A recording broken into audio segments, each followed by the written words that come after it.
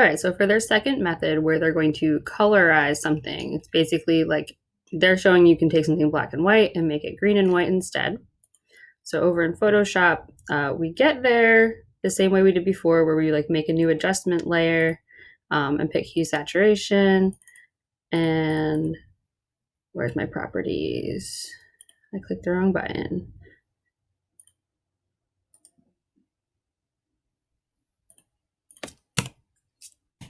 Just gonna delete those and make a new one. You would hit Colorize, and it basically makes it grayscale, but in a specific color. And now when we move our little white arrow, the color we get matches the color bar here. If I want it like really intense hot pink, make it really dark, make it really light, lots of fun. And then to show that in PhotoPea, same thing, click Colorize.